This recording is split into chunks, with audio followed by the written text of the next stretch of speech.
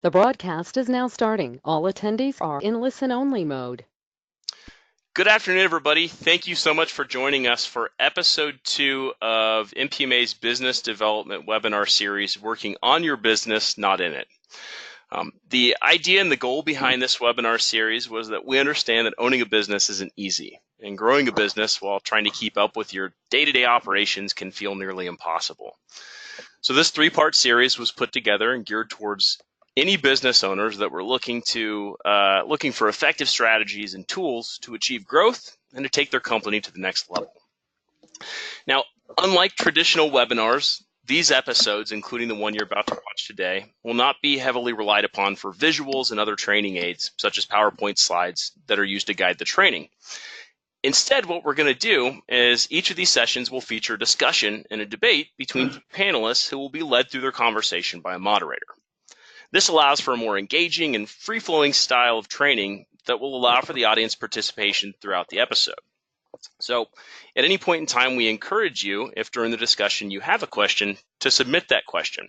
And you'll notice that all of your microphones are muted, and they will remain muted throughout the episode. But what you can do is go to your control panel on the GoToWebinar control panel there and submit a written question that way. If at any point in time you do submit a written question, I will go through and I will, when the time is right, interject into the conversation and ask the panelists and the speakers your questions when they arise. So please feel free at any time to go through and ask those questions. We want audience participation as much as possible. But otherwise, let's go ahead and get started. So to give everybody a little bit of background on what you may have missed if you weren't with us in episode 1, Audrey Hall of EcoServe Pest Services, Mike Bullard of Big Time Pest Control, and Kurt Scherzinger of Scherzinger Termite and Pest Control discussed their approaches for building a 5-year business plan and how to identify and set realistic goals. Now today we're going to continue that conversation with episode 2 titled Bridging the Gap. It features discussion between business experts Dan Gordon of PCO Bookkeepers, Galvin Murphy of Yankee Pest Control, and Donna Shelton of Triangle Pest Control. In this episode, our speakers are going to debate the critical steps that they use to implementing a well-developed business plan. I'm now going to go ahead and turn it over to our moderator, Dan Gordon, who's going to provide a brief introduction for himself, and then he'll go ahead and take control of the session from there. Dan, take it away. Thanks so much. So good afternoon, everyone. My name is Dan Gordon. I own a company called PCO Bookkeepers. We work with lots of pest control companies from around the country. We work with actually over 300 pest control companies, do their accounting. I'm a CPA. Prior to owning PCO Bookkeepers, I actually owned a pest control firm, spent some time as a CFO for a larger firm that I sold my company to. And prior to that, I worked for a large accounting firm called Deloitte.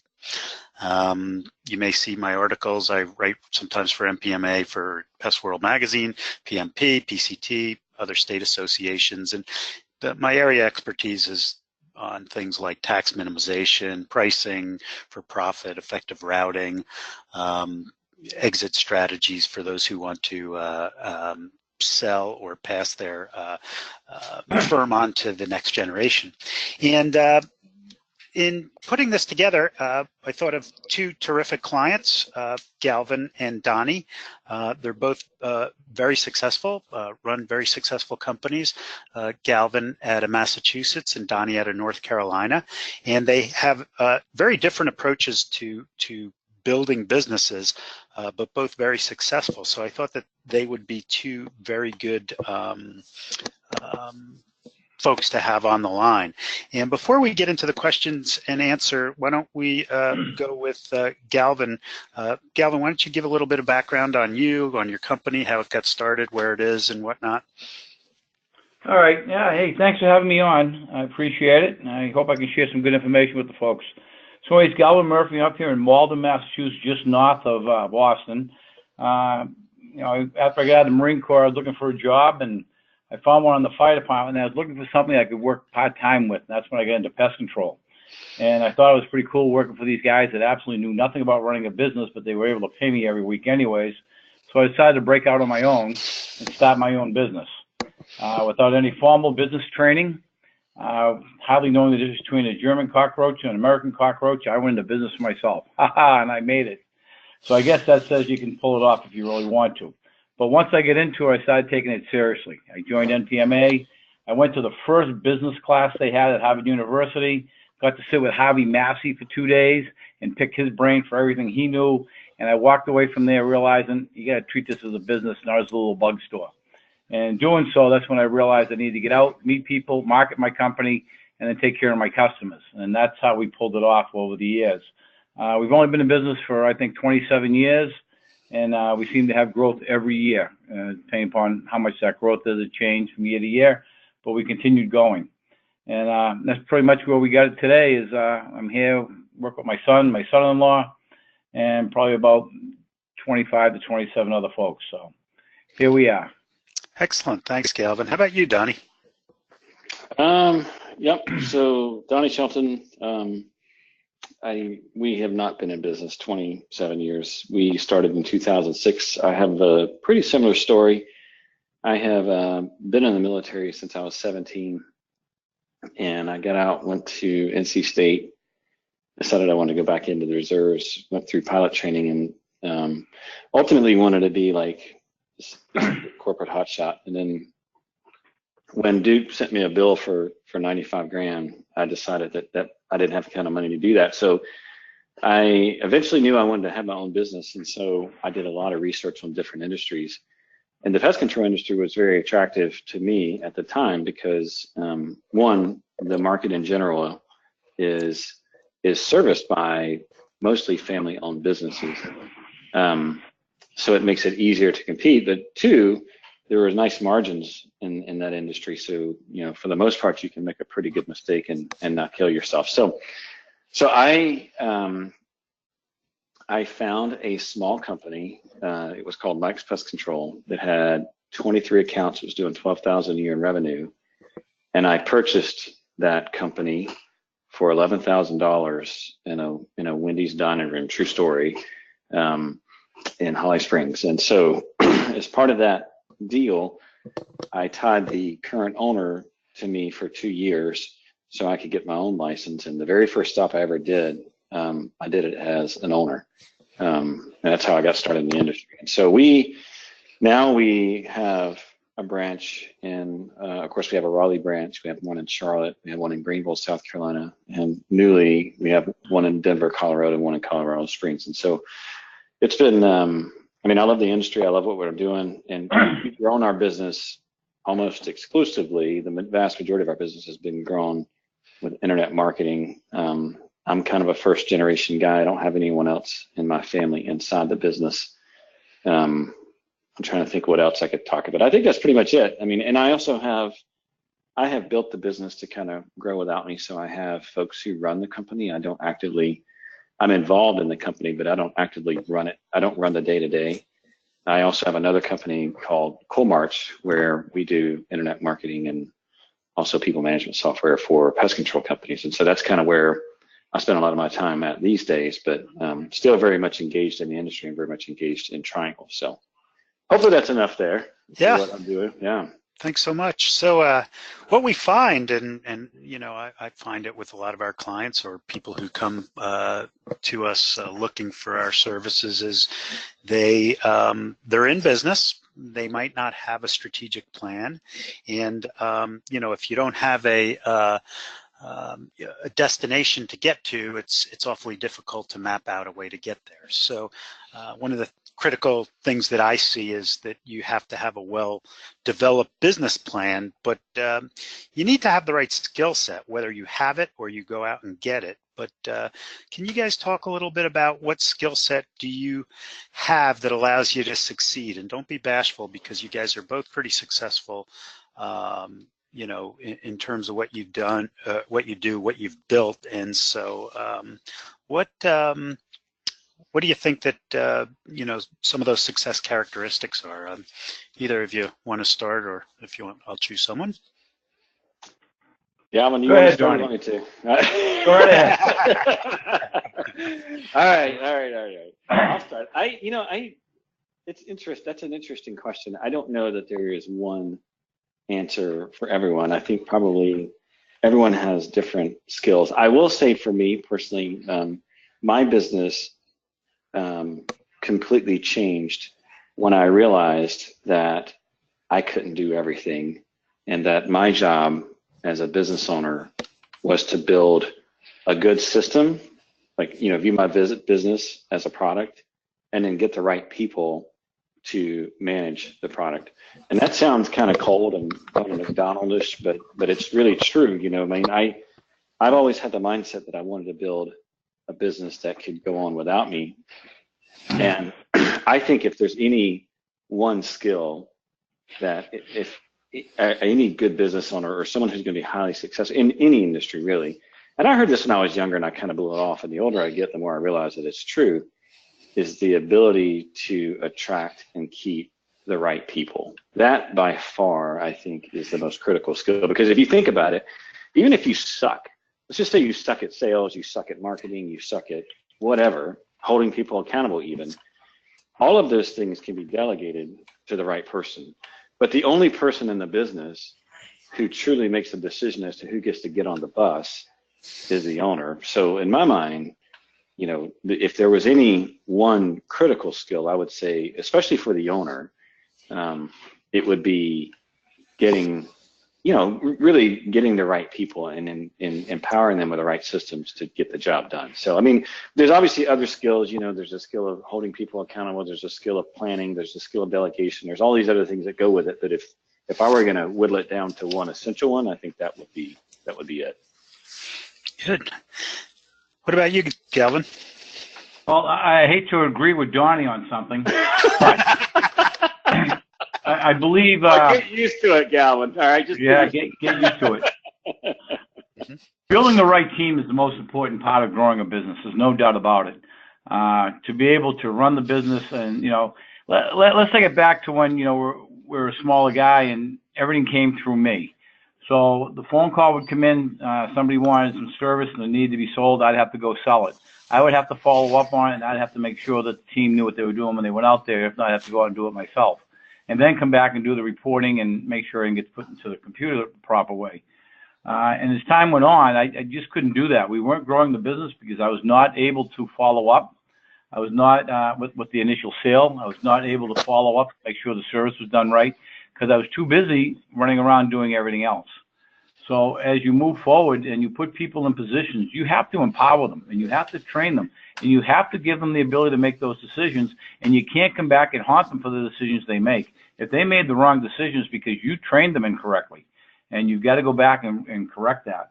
So I think that's probably the most important part, to be able to grow the business. If you want to keep the business one or two people, then that's not really something that's important. But the proper training of the troops and getting them out there, and I don't mean lining them up every day. We use Pest Pack.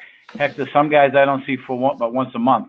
But when they see me, they get my message, and they get the message of what we need to do and what I want done and how I want it done and how I empower each and every member of our team to do things. But those in position of authority here, operations manager, the service supervisors, or whoever, they know what I'm looking for. And if they have a question, they call me, and I help set them straight. And they go out there and they keep the team flying in the right direction. And it's all about getting that done. So I think it sounds to me like both of you, your leadership skills are strong, and creating the vision and giving people marching orders. But when you got into the business, did you guys set some goals? Did you say, well, I want to do this much in annual income year 1, year 2, 3, 4, et cetera? Did you have some, what's the end game? Did you think about the end in mind when you started? In other words, what does it look like when you either get out, pass it to your kids, do whatever? What is it that you're trying to achieve? So I want to just back up here for a moment, and pardon my French when I say this, but I will say this. When I first got into the business, I thought I knew what it meant to lead. I'd gone through OTS, which is Officer Training School. I had read several books about what it is to be a good leader. And I will tell you, the very first year I opened up my business, I got my ass kicked, and I mean big time. It was like I had technicians lying to me. I had office staff that wouldn't show up on time. I mean, I had like all these different things that I thought, oh, I knew how to lead, and I knew how to attract the right people. And let me just tell you, the feedback, when I say feedback, meaning, what was going on at my company, showed me that I wasn't quite as good as I thought I was. And so that, for most time, for every action, there's a reaction. So then I kind of went into butthole mode, right? I went from being the nice guy, because I'd read all these leadership books, if you just be nice to everyone and you have this great culture and everyone's just going to love me and they're going to fulfill their dreams, and, we're just going to have this nice, cuddly, company. That didn't work. And of course, I'm sure Galvin probably went the opposite way, but I went from being the nice guy to just being I didn't take anything at all. And that was probably a little too far, I would say, the other way. And now, as I've gotten older, I've kind of realized there really is truly a balance. I mean, I think Jack Welch said it the best when he said, it's a combination of hugs and kicks, right? You got to know when to help and motivate people, but you also need to hold the line and hold people accountable as well. And I think we talk about attracting and training the right people. It really comes down to what are your skills as a leader, and how are you showing up? Because I think we've all seen businesses where the leader is dysfunctional, and as a result, his or her business is dysfunctional. And so, when you say what's the essential skill, okay, so first of all, it's getting the right people, but the essential skill of the business owner is, I would say, leadership, at least in attracting the top level talent and holding those and leading those folks. And so, anyway, I just want to make sure we make that point clear, because it's not just, oh, we're going to hire these great people and all of a sudden everything's just magically going to take care of itself, because I don't think it works that way. Yeah, that's a great point. I mean, I myself in my pest control business and now in my accounting business, yeah, you get in and you get your butt kicked. There's no question about it. And then you got to kind of start treading water and then start swimming. And I'm sure, Galvin, you probably experienced the same thing. You try to be a nice guy, I think being a nice guy overall is a good thing. When somebody pushes you too far, you've got to go in the other direction. But you can't get jaded and be vicious. You could go through life being upset all the time, 24/7 about something if you want. But the idea is to find equal balance. What do you think, Galvin? Well, I think you have to have every person at every level of your staff know there's a difference between kindness and weakness. And, the old sayings about, hire slowly, fire quickly. And every now and again, I think a good firing, although I hate it because everybody depends upon their paycheck, when you have somebody that's not carrying their weight, other people have to pick up whatever they're not doing, square away what they've been managing to screw up for a while. I think the other employees appreciate it when you either retrain somebody or when you let somebody go and you let them know that, this isn't a game, this is serious, you have to do what you got to do. But, on the other side of the coin is that, I did come back, from the Marine Corps where you spoke, people jumped. If they didn't, you demoted them or just locked them up for a few days or something until they learned their lesson. That's not the way it works out here in the real world. Out here in the real world, I like to be kind. I really do. I like to, I want this place to be a place where people want to work. I want to train them to a point that they can take over everything I have going on here, but I want them to stay because I'm a nice guy and they like working for me. But cross that line, and they're going to come into this office and they're not going to be happy when they walk out. And I think that's just, kind of the way you have to do it. You have to let them know that, yes, I am kind, and you can push me as far as you want. But when I call you in here and tell you it's over, you have to agree that it's over or you need to move on. I like that. There's a big difference between kindness and weakness. That's there's a lot to that. Well, I would just say, the persona that I think works best in this regard is a nice guy with a hard edge, meaning that, hey, I'll be a nice guy and we can be buddies and that's all fine and good. But if you cross the boundary, realize like there's going to be a consequence for it. That is the reality. And I think that's probably the best, because ultimately, hey, if everyone's doing what they need to do, then obviously you want to have a nice, great culture where people love coming in and love what they're doing. But at the same time, if you have no boundaries, it's not like other people don't see that, right? It's not like if you've got someone who's screwing up in your company or is doing something wrong, if you don't do anything about it, right? If you don't have the hard edge, there's only two conclusions people can come up about you. Number one is that you're too stupid to see it, or number two, you're too weak to do anything about it. You know what I mean? It's only those two conclusions they can come to. So, Absolutely. And you have to show them that you're not too stupid and you're not too weak. You have to take a position on it. Yep. And ignoring, just allowing it to run away is not going to make it any better. I've had circumstances where you say to yourself, let's see where this goes. Let's see if they'll correct this. And the next thing you know, you're losing people hand over fist because they don't want to work with them anymore. Yeah. So let's switch gears and talk about when you got into the business, did you have an outcome that you wanted to achieve over 5 years, 10 years, 15 years? What, other than saying, hey, this is a cool business with cool margins and whatnot, did you say, well, in 10 years, I could be making this kind of money and my company can be worth, this amount? Did you have some goals at the beginning, or did you start setting those later on after you figured out how to swim with the sharks? Well, I'll jump in here if you want, Donnie. Yeah. I'll start off with this. So when I get in here, there was nobody more blind and nobody more green than I was starting off in this business. And mistakes, I could write a book about mistakes because I made them all and I suffered the consequences of each one of them. It took me years to realize that this is a real business. You need to set goals. You need to achieve those goals. And you need to have your ship going in the right direction. Certainly when I first started, I was just looking for a little part-time job that I could work myself and enjoy the fruits of the labor, as they say. But as time went on and we started hiring people and we wanted to make it a good, profitable business, I relied more heavily on NPMA and industry consultants to learn where I should be and started reading a lot. And that's when I started setting sights on, having an achievable goal every year for growth, and to try and develop some type of company value. I know that today a lot of people are looking at M&A as their end goal or their end game where they want to be. They all want to end up like the Red Sox did this year as the champion. And I knew you could not resist putting that in there. But I knew I'd get something about the City of Champions in there. Absolutely. But a lot of folks in the industry know my son Galvin, who's been involved with us since he came home from the Marine Corps. And he's changed my end game, which was to possibly find a third party and sell the business off. And now it's going to remain in the family. And that's a good thing. That's a good thing because we can certainly make a go of it together for a long time to come. So in the beginning, not at all. I didn't set my sights on anything other than, can I pay my Yellow Page bill this month, and can I put enough gas in the truck to get me to my next stop?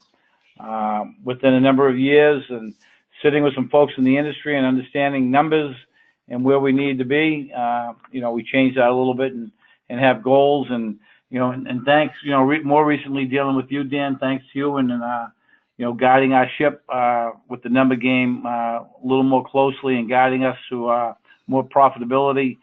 We just have to take advantage of the people that are out there to help us with that in the specialty areas, from bookkeeping to human relations to a legal end of it. The people that are in our industry to guide us like that. So in the beginning, no, but right now I know where every dollar goes and what % of every dollar goes where.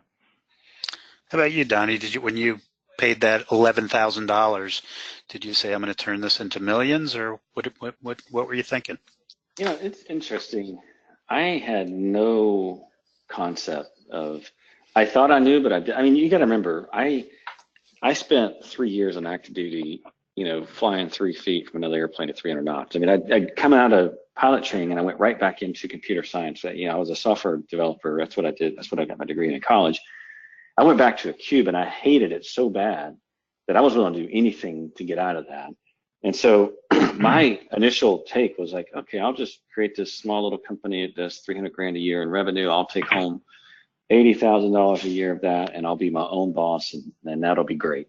That'll be, just all I need, because I'm just so tired of being in the court. Because by that point, all I wanted to do was just fly and just hang out and be my own boss. And so that all changed. That all changed. So that's where I started. And I'm in North Carolina. We have a meeting called United We Stand. We have it every other year, and it's a business conference. And so back in 2006 when I started, like in that fall, I attended this conference, and you know, there was like Mike Rodler was there, Dave Booth was there, just several kind of industry experts.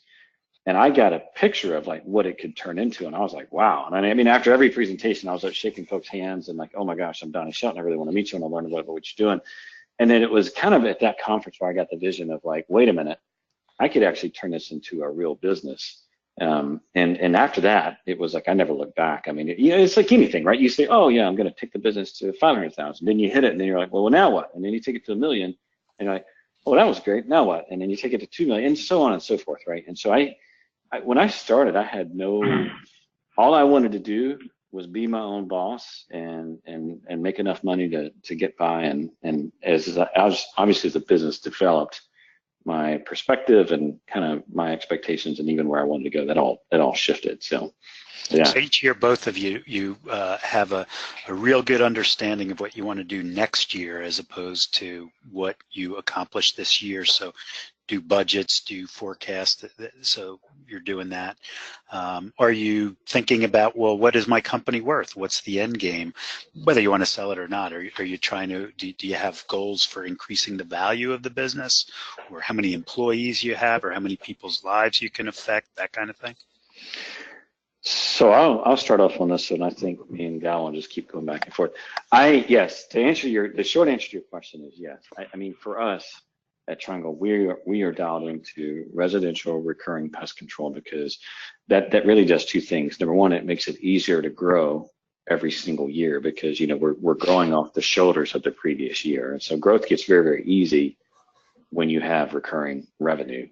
And you know, we want to be kind of the Southwest of pest control. We want to have all of our stuff standardized. We want to be the very best at what we're doing in our markets. And so that, you know, as far as increasing the value, yes, but it has a double effect, right? The other side of it is that it also helps in growth. And so you know, when you ask, do we have goals for value?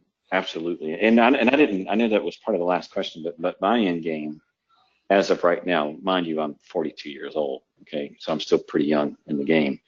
Is to sell to a third party. I don't plan on keeping it in the family. I don't plan on, I don't plan on passing it down. Now, talk to me in 10 years or 15, that may all change, but as of right now, that's the plan. So, Galvin? What do I want to do with the business as I grow it, and how do I want to continue growing it? I mean, that's funny. I want to grow it. I want to see it keep going. I certainly, again, I agree with Donnie. The best way to grow it and the easiest way to grow it is residential. I think you know, there is commercial work to be done out there, and 30% of our business is commercial, and I'm going to keep that, if not grow it a little more. The problem with commercial work is we seem to just pass it off to each other. So I offer $1 less this week, and somebody else offers $1 less the next week. The companies are going to jump. It's in their blood for some reason.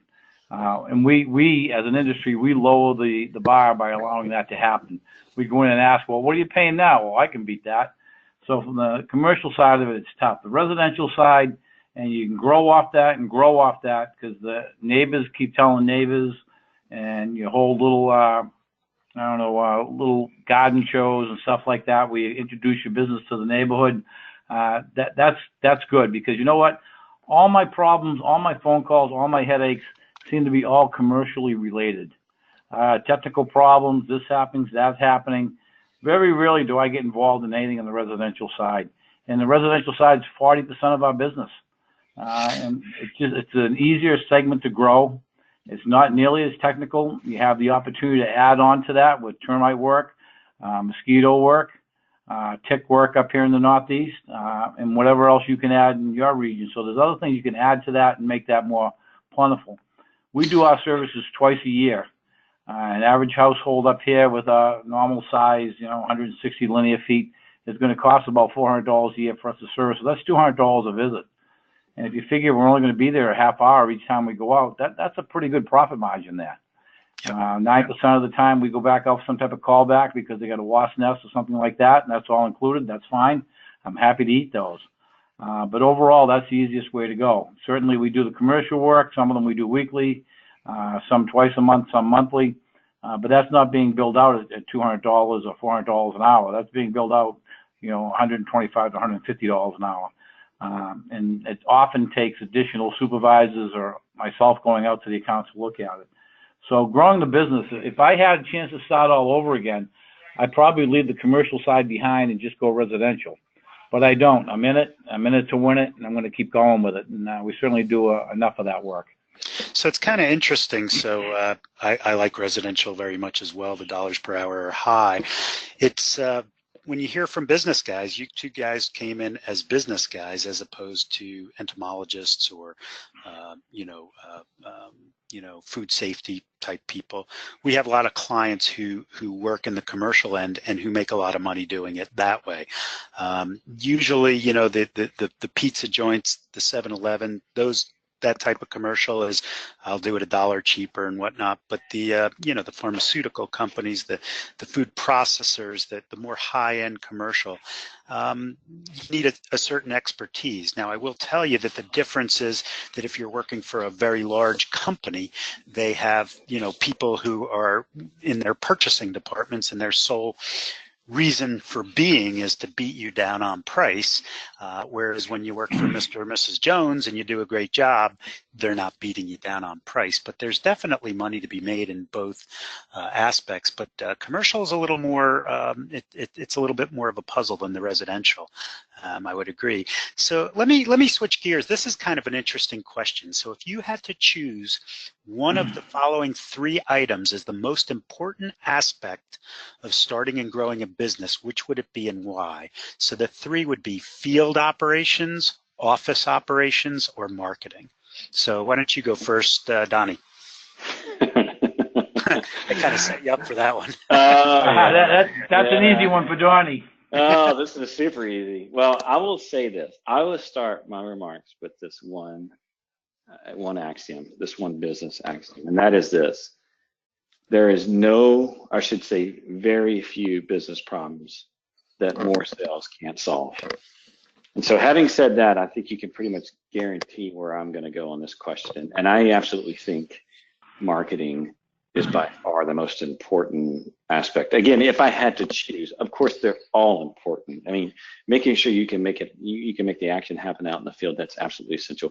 Having an efficient, highly efficient office that can handle customers, office that can handle scheduling and payments, those types of things, absolutely essential. But if I were to say, where am I going to put all of my emphasis and efforts in making sure that this system is very, very tight, it absolutely is my marketing. When I was growing Triangle, my marketing was the last thing that I let go because it's so essential and so critical to the business. And so, I mean, to me, even if you suck at field work, well, if you have more sales, you can hire someone to come in and clean that up for you. If you suck at office stuff, well, if you have more sales, you can hire someone to come in there and clean that up for you. If your marketing's in the tank, I don't care how good you are or how efficient you are. If there's no sale, nothing happens. And same thing for field work. You can spend all day out of the house, but if you can't make enough of those to make money, you don't have a business. And so for me, if you suck at marketing, it's going to have an effect on every part of your company. I mean, and it's the same on the office side. But, you can recover with marketing with those other 2 categories. So that's my take on that. How about you, Galvin? Well, there's no doubt he was going with marketing. I mean, there's no. The way Donnie grows his business is just incredible, and people should pay attention to it. There's no doubt about that. And I agree with the marketing. You need to have marketing. But I remember, first marketing classes I took many years ago. In the service, we used to say when Christ was a private, it was so long ago, that all this stuff was part of marketing. Your sales, your advertising, your supply chain, getting the service done and getting paid, it all sat into the marketing window at some point. I always liked the field work. I liked the idea of doing work. A fair example would be that right next to Fenway Park, I was doing, the home of the champions there. I was doing some rat work. I'm sorry. I was doing some rat work at a national chain of a restaurant, and it ended up in inspectional service with a meeting with everybody in the neighborhood. When I left that meeting, because of my aggressive field work and the work guys were doing out there, I walked away with 2 other chains one with 26 restaurants and the other one with 11 in the greater Boston area, that we walked away with because of our field work. So that comes back and that helps you too. It's the same thing with Mr. and Mrs. Smith when they tell, the Joneses next door, we don't have any ticks and mosquitoes in the yard. We can enjoy our backyard now because Yankee Pest Control comes in here and does service for us, and that helps. But it all comes together. There's no doubt. I mean, you just can't pick one and say it's the most important, because if you don't have one, the other two aren't going to work. I mean, you could bring in all the work. Donnie says everything can be solved, but new sales, and that's a lot of truth to that, but not fully, because if you have all these people coming in, all this work coming in, all needs to be done, and the people in the front office aren't scheduling it correctly, it's not getting done. If they're not billing it correctly, you're not paying anybody for getting it done. So it's a tough question to say which one. I like the field work. I would say that, followed by marketing. And I'd say office operations, because I've had somebody for 15 years run that front office, and I haven't even looked out there because I'm afraid to, because they've got it down pat. So I'm not even going to put that in the mix because they got it down. But so it's kind of interesting. That's a tough question. Yeah, it's kind of interesting. The field work can lead to marketing, so you're doing a great job. So therefore, you get the referrals, whether you're asking for them or not. As a young accountant, I once was, arrogant enough to think that the accounting was the most important thing, and somebody sat me down and said, if you got nothing to account for, you don't need accountants. So I'm going to go with marketing as well, even though I'm an accountant. Go ahead. No, I get it. There's no doubt, if there's an old saying, without advertising, a terrible thing happens. Nothing, right? So there's nothing like putting a good pay-per-click program together and getting it out there, and just sitting back and watching the folks try and keep up with the phone ringing. There's no doubt that that's there, but there's many angles of it. It's just not online. You got to be out in the public. We do a lot of that type of stuff here at Yankee. We're out there. People know us. We get visits. The mayor might stop in and say hello to us some days. And it's not that we're doing work for the town. It's just that he knows that we're involved in everything in the town.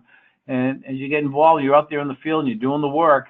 You're meeting more people, and you're meeting more people, you're picking up new work. It's simple as that.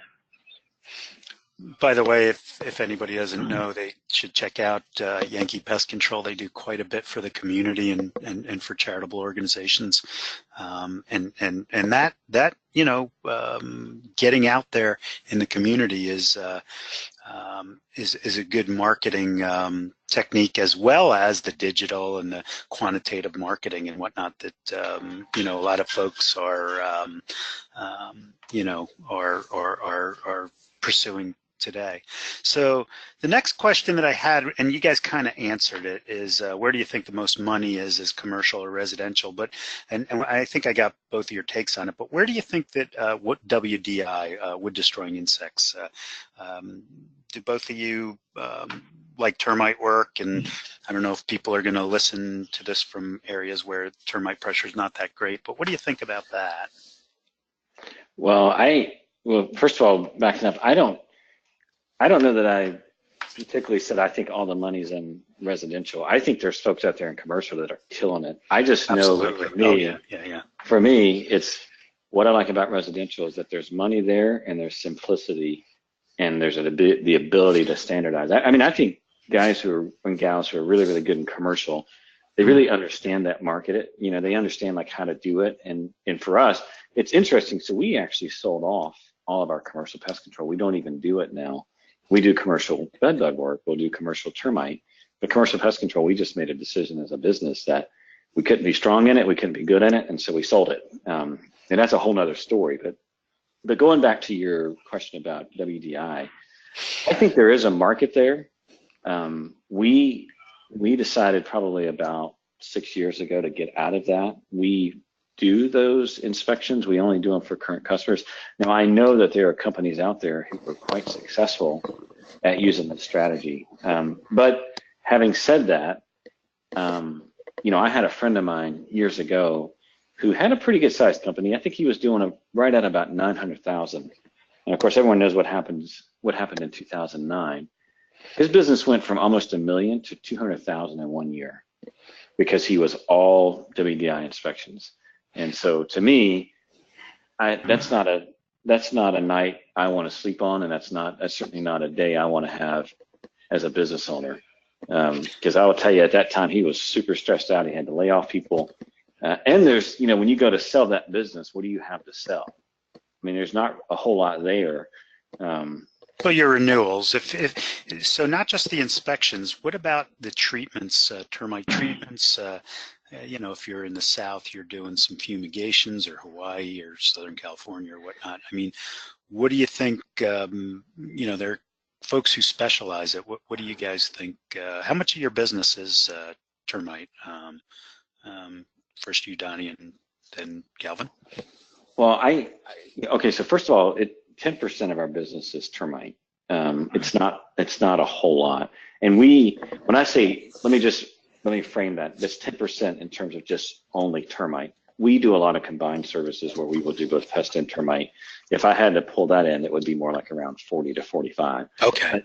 Yeah. But looking at, I am not against termite at all. In fact, I think it's great. What I'm against is generating termite off WDI inspections. I am not convinced it is a strategy because typically it's one-time revenue, it's rock bottom, it's rushed, it's by the agent. It's hard to get a relationship with the homeowner. Again, there's folks out there that's doing it successfully. That's my experience. I love termite coming from my current customers, customers that are calling me, because that's renewal. That's the termite job with the renewal. I just have not personally have been very successful in converting a lot of WDI inspections into a full termite job with a renewal on the backside. I know there's guys out there doing it, but we could just never get any traction there. So, how about you, Galvin? Well, WDI, I think, represents about 9-10% of our business, and we've never been able to grow it past that. It's just stagnant. I have a problem with it because you have a hard time putting reoccurring revenue attached to that. Certainly, if you can add it into a residential account, that like Donnie said, that adds something different on the residential side. I like having routes set up. I like people going out on the same routine on a regular basis. And when you have to go out and pull off a WDI inspection within the time frame that they need it, and we do it differently up here in New England. It's not scheduled by the real estate agent. It's scheduled by the buyer. And we meet with the buyer, and we have the opportunity to sell the buyer, if it isn't termite work, the regular residential work. And we get a good amount of our residential sales from that, which is a great thing. So we get to add that in there. We point out mice and ants and other things to them as we're going through. So we have that opportunity to add that in there and sell that. But the problem with it is, if you're not picking up the work from it, doing the actual inspection, you're carrying a boatload of liability for very little reward. We get anywhere, I don't know, $150 to $250 for an inspection like that. And the liability you're carrying is tremendous. If you miss something there, it's not like you did an ant job for somebody and you miss an ant and you go back and retreat. You miss termites in the front of the house that needs a new sill. That's on your shoulders. And that's a tough liability to carry. So it's tough with the WDI inspections. I love it. I cut my teeth on it when I first started working in the industry. It's all I did for the first few years. As any good grunt would do, go out there and kill themselves digging trenches. But I think, we like it. I think it adds to our other sides because, WDI customers become residential customers and vice versa. But it's not huge for us. Okay. So let's switch gears to our last topic, which is the operational plan or the financial plan.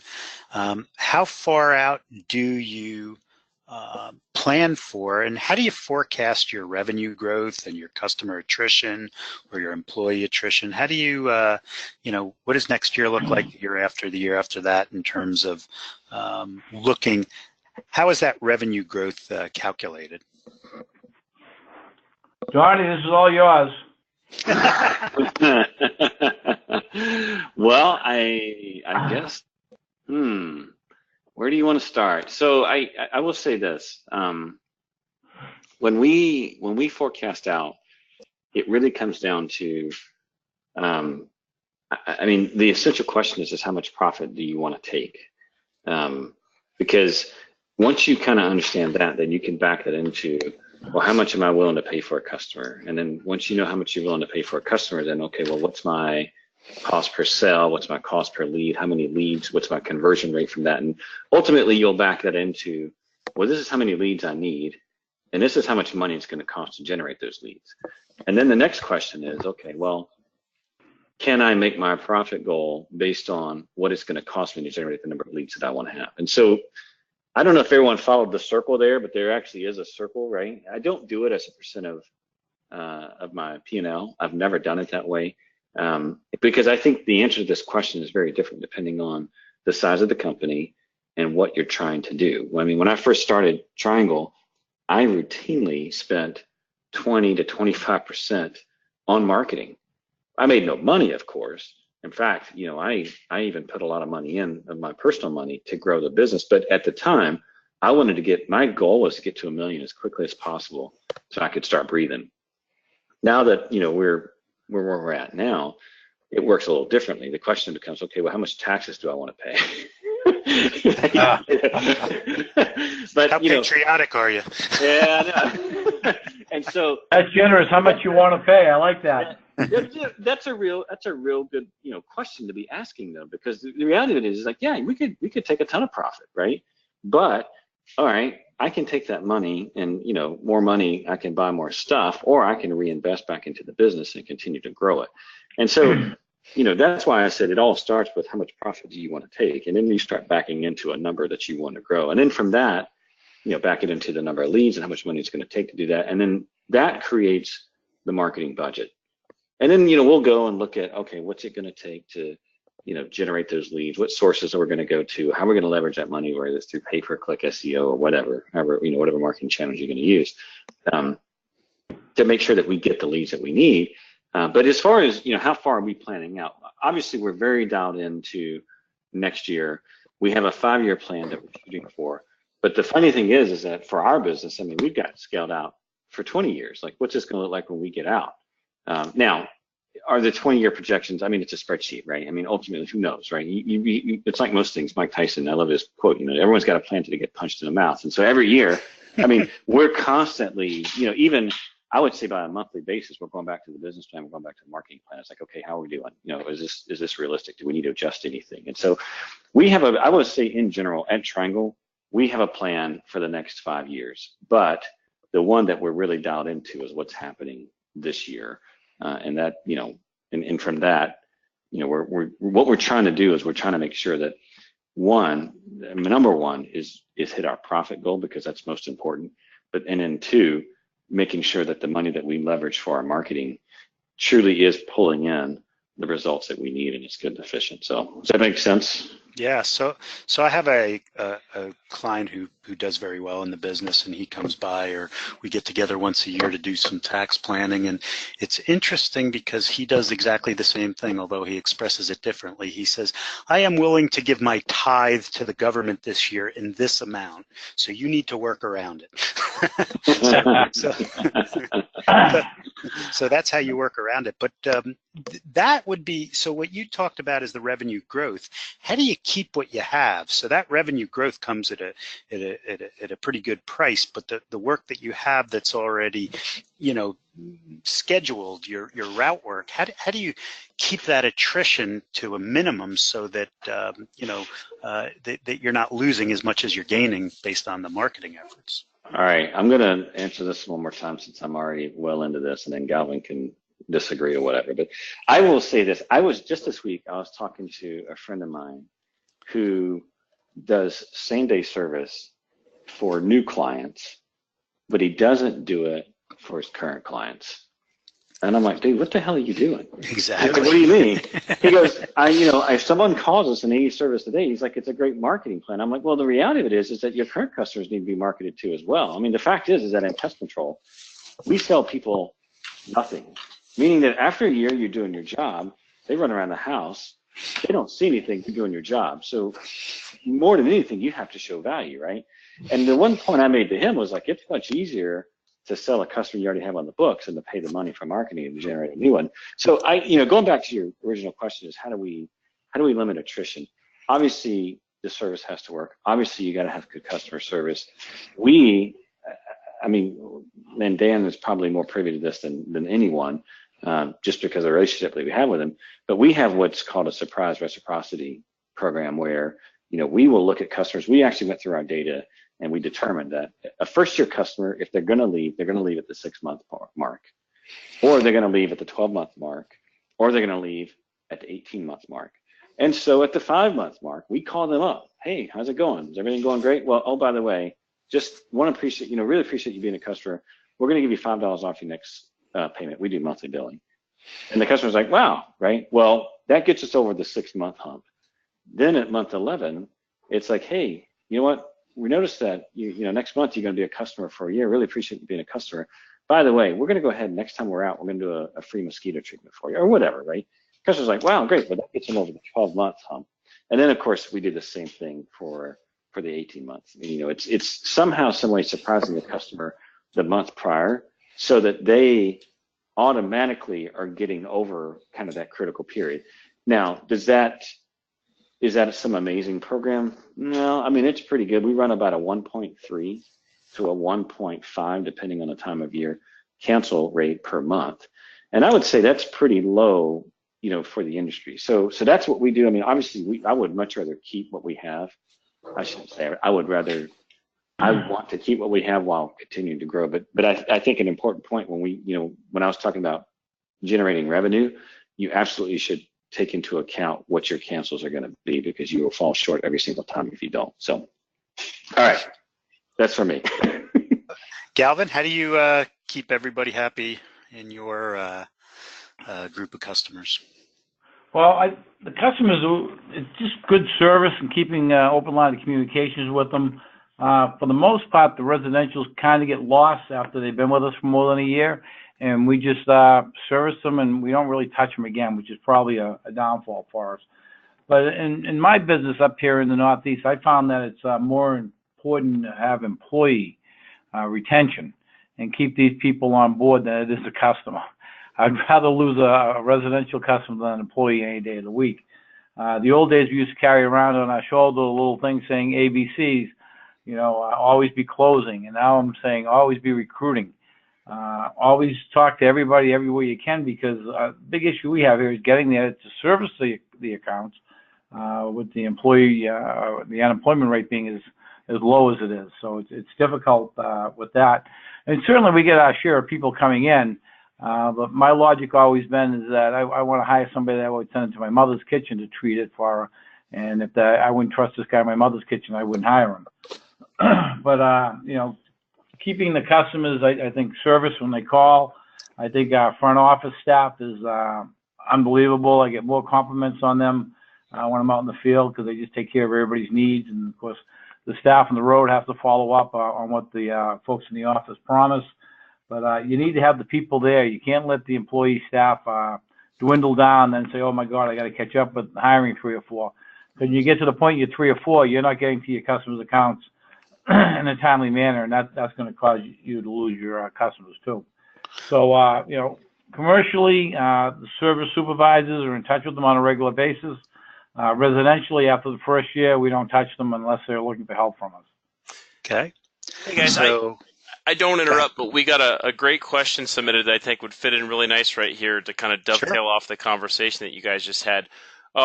So somebody was wondering if you have a business that's primarily commercial, so let's say 90% commercial and 10% residential, what would be the first thing you would do to try to increase that residential market or customer base? Oh boy, Donnie, I think pay-per-click is the way to go. What do you think? Well, I think the reality of it is that, well, number one would be, operationally speaking, you got to be set up to do, commercial versus residential, they really are 2 different beasts when it comes to how do you treat those accounts, how do you service it, and how do you maintain it. So obviously step 1 would be, make sure operationally you're ready to go, and that you can service those accounts, which quite frankly, if you can do commercial, I think it's very easy to do residential because you in terms of the technical side. Now, in terms of the customer service side, you just leveled up, right? When a customer calls you and they got an issue, like, you need to get out there ASAP. And so, it's not like, oh, we'll get out there next week or we're going to service it sometime during this week. Like, timing becomes probably one of the most critical factors. Now, having said all of that, assuming operationally that you're ready to go, by far the biggest thing I believe would be internet marketing. I mean, the reality is, I mean, there are guys out there to do door to door, and to me, that's a whole nother discipline. And unless you're plugged into that, I won't call it a society. It is very difficult to do. And it's very expensive too. It's crazy expensive. It takes a very highly specialized skill. And there's guys out there very successful doing it. I think it's a great strategy to grow a company very, very quickly. But if I were all commercial and I were looking to get into residential, I would definitely be going after the website. And I, Galvin said it, starting with pay-per-click, I don't know how well we rank, but ultimately looking at things like social proof, right? If a customer is looking for a company, what does your online ecosystem look like? What kind of reputation do you have? And making sure all those things are tight. And the quick win certainly is pay-per-click, but overall looking at a strategy to make sure that online you are the go-to resource in that. And because ultimately those are the customers that are easiest to sell, or those that have, selling residential is very different than selling commercial. Commercial, a lot of places have to have pest control, and you sell to them by meeting with them and those types of things. Residential, it's not that way at all. It's like, I got a problem, I'm going to Google search it, making a phone call, and you got to be there. So that's what I would do. So, Mike, do I have time for 2 more questions? Yeah, I was going to say we're getting close to that hour mark, and we want to be respectful for everybody's time. So if you want to try to squeeze in 2 questions and kind of make it like a fire-off round, I think that'd be great. If not, if you want to spend more time on one question, I leave it completely up to you. Yeah, let's go with the one question, because the marketing questions I think we kind of beat to death, and basically I think both said how they would allocate their money if they were going for residential more toward internet. But if you had 5 and only 5 KPIs or key performance indicators or things that you look at each Monday or Tuesday morning, you're only allowed 5, what would they be? And it could be field operations, it could be office operations, it could be marketing. Oh boy. Galvin, you want to start? No, not really. All right. So I would say this. Number 1, 5, whatever. I don't know. I'm not buying that you can do that. If I were to rank order, and I'm not going to be 5, I think I'm going to be more like around 7. The very first one I would be looking at would be profit. I mean, I think that's a no-brainer.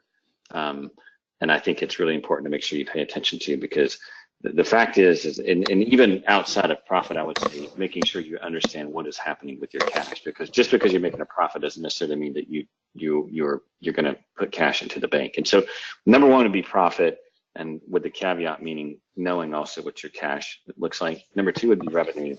Number 3 would be what's your customer experience, making sure that your customers are getting taken care of. And that would be measured through surveys, it would be measured through cancellation rate, all of those types of things. The 4th would be sales and marketing. So now I'm how many is that? I think I'm at 5 already. What are we doing in sales? Because again, if you've got good recurring revenue, it can mask a crappy sales problem. Same thing for marketing. And then the last would be my team experience, making sure that the folks that work for me are performing very, very well. They're very pleased with what they're doing. And then capacity, making sure that what I've got forecasted in work, I've got enough people to do the work, so that I don't find a problem after I've lost a few people because they are sick of getting themselves killed whenever they show up. So that's 7, it's not 5, but that's what I would be looking at. Galvin?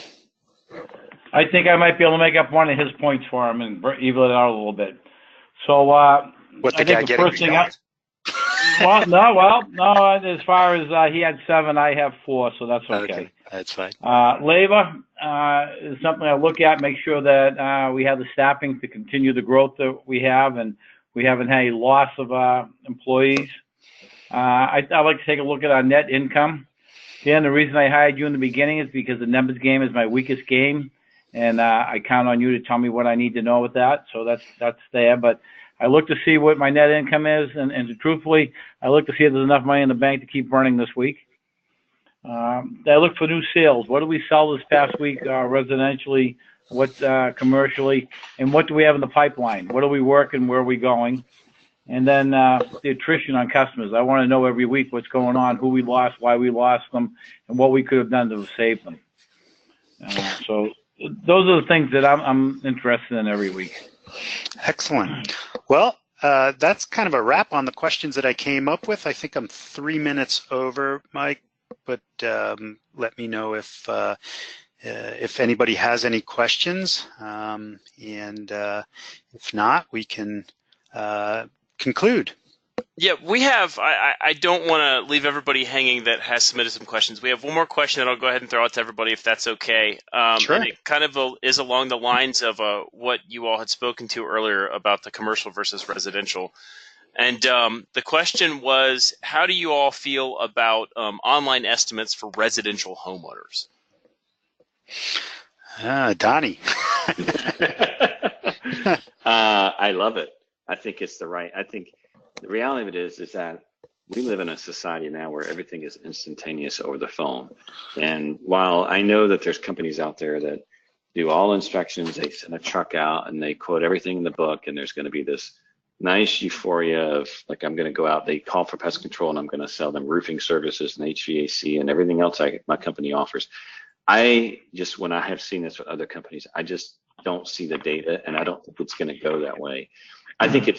I think an easy way to do that is to get your pricing, get very transparent of what you're offering. I realize that there's a very good chance people perceive that, well, you're turning pest control into a commodity. But that's not true. You can do, and you can be unique and different online, and you can give that experience. You can show people how you shine online and then follow through, obviously, out in the field. And so I think, for me, I think that pricing should be out. I think it should be transparent. And I think a lot of customers, a lot of people, if you watch online sales every single year, we sell pest control services online. Every single year, it's not like we're changing that, it's going up. So what that's telling me is that the demographic of our customer base is changing, and they're also more comfortable in buying services online. So I'm a big fan of it, and I think it's the way it's going to go over the long term. How about you, Galvin? Well, we don't have our pricing online, but all you have to do is call us, and it's pretty much set pricing depending upon the square footage of the property, and we can go from there. We don't necessarily, like I said, have the price online, but it's right there. You call us, we'll tell you what it's going to be. There's nothing to hide. We don't send sales folks out on residential. Frankly, there's just too much of it, and I think it's kind of a waste. We run a program where the staff in the office actually gets a little kick for every time they sell one of those jobs. So I don't want to take that away from them either. It's their holiday bonus. They get paid once a year. It goes into a kitty, and they all share it. It comes out 3 weeks before Christmas. So from that aspect, it's a heck of a motivator for them to push our agenda down there. When somebody calls up wants a one-time service and sell a program right over the phone to them. Excellent. Mike, any others? I think that's the last one that we have time for, but Dan, Galvin, Donnie, I really can't thank you guys enough. This has been fantastic, incredibly informative for me, and just to let you guys know, I'm already getting some great feedback from our online attendees right now that participated in the webinar survey. So thank you all so much for your time today, for this great feedback and this incredible dialogue.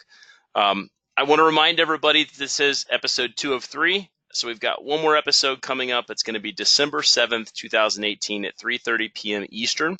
The title of this one will be Learning to Let Go. In this final episode, Mark DeGear of Forshaw Incorporated moderates an informative debate between Aaron Richardson of All American Pest Control and Fred Wingate of Noosa Pest Management as they discuss their winning strategies to overcome the challenges of transitioning from a business owner to a business leader. Gentlemen, thank you so much again. I really can't thank you enough for all you guys have done. This was fantastic. This hour flew by really quick, so thank you all so much.